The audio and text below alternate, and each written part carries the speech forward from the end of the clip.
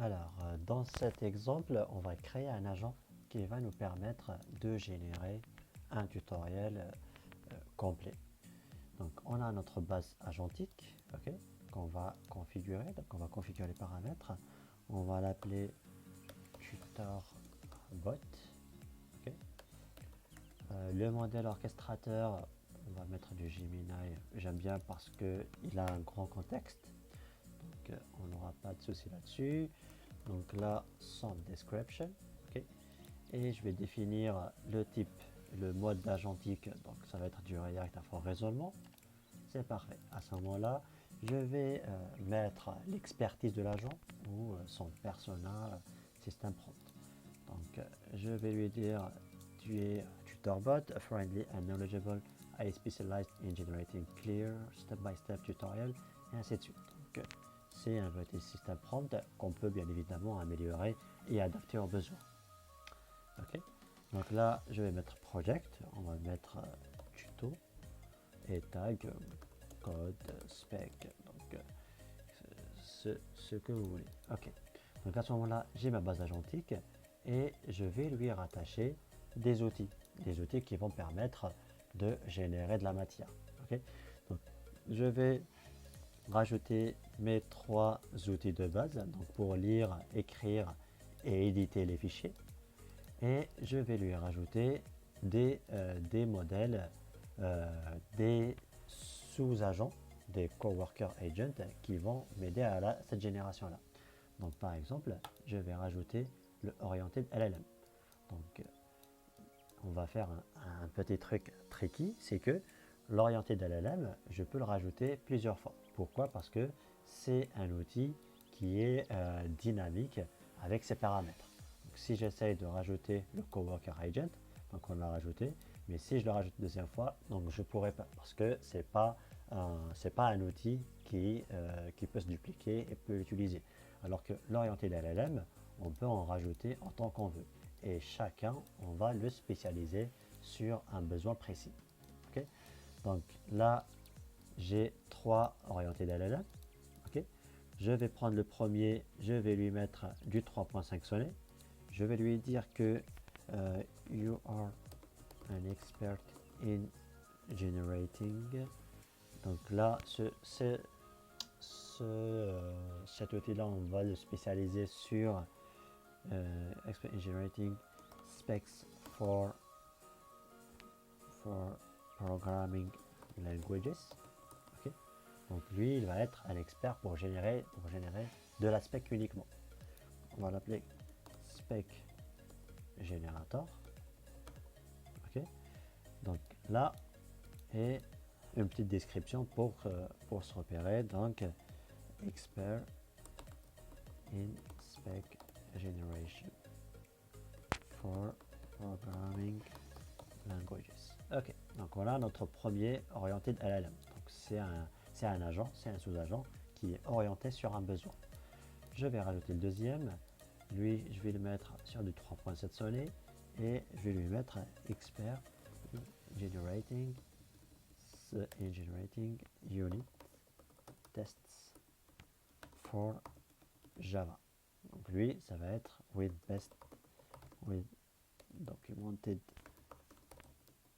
codes and best practices for Java. Ok. Donc lui, ça va être un expert de génération de tests unitaires Java. On va l'appeler GUnit. Ok. Et une petite description pour permettre à l'agent de se repérer. Donc, expert in unit tests Java. Donc là, c'est parfait. Et à ce moment-là, je vais prendre le troisième sur lequel je vais mettre du Claude 3.5 sonnet ou un autre. Je vais laisser le GPT-4 mini. Lui, donc, je vais le mettre plutôt. Donc, on va le mettre plutôt sur Unit Test for Python. On va mettre pour Python. Okay. For Best Practices for Python. Ok, donc lui, on va l'appeler PyTest et Expert in Python Tests generation. Ok, donc là j'ai mon écosystème agentique. Donc j'ai mon agent de base orchestrateur qui aura comme outil les lectures, écriture et édition.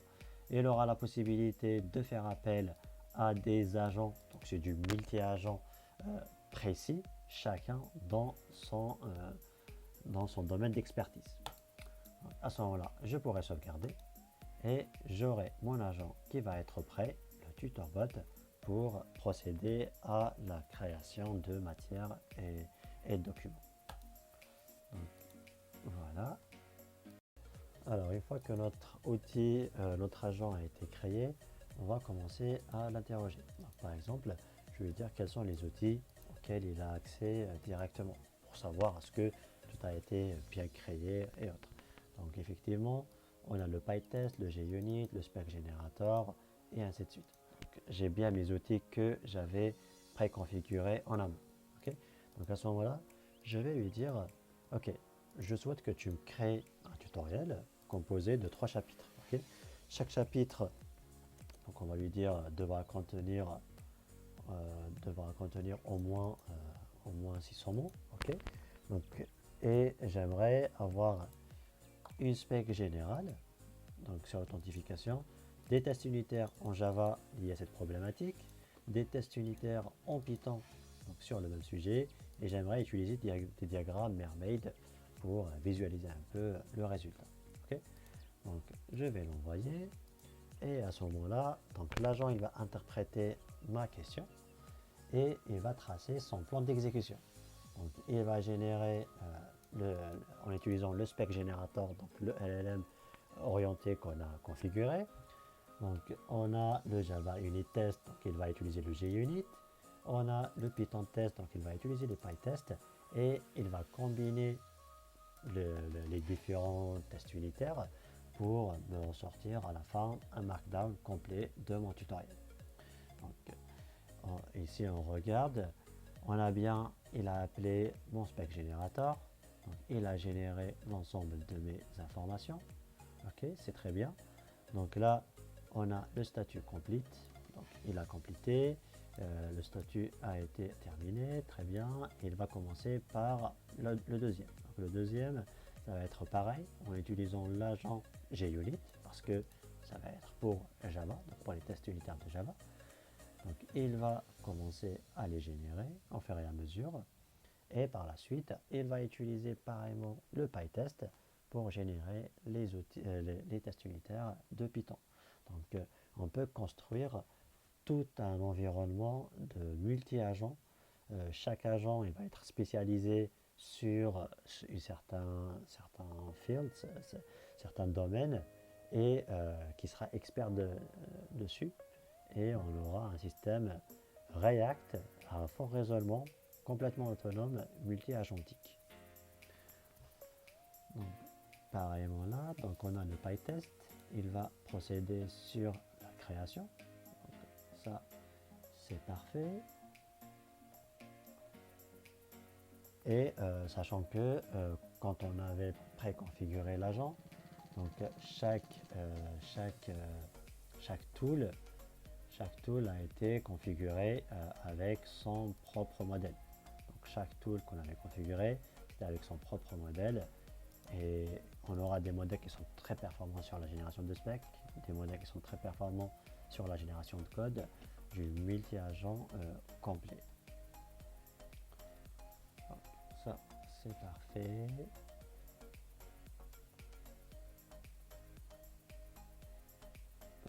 C'est très bien. Donc, à ce moment-là, si on regarde, donc, il a bien complété l'ensemble de mes steps, donc complete. Là, il va utiliser la 4 pour procéder, donc pour combiner, pour écrire et combiner, donc c'est parfait. Et à ce moment-là, il m'a généré mon tutoriel complet. Donc, si je remonte un petit peu, alors voilà, donc mon tutoriel complet, chapitre 1, chapitre 2 et ainsi de suite, et bien détaillé. Donc on aura des diagrammes Mermaid, donc on peut expliquer un petit peu. On aura des diagrammes Mermaid pour une représentation directement. Donc, il peut être agrandi. On aura du code qu'on pourra copier et utiliser directement. Pareillement, donc c'est la même chose. Donc les logins en Java et en Python, donc on pourra les utiliser directement. C'est parfait. Et on aura aussi le fichier, qui m'a créé le fichier que je peux télécharger et réutiliser, exporter, etc. Donc, si je fais téléchargement, j'ai mon fichier qui a été téléchargé et que je peux utiliser.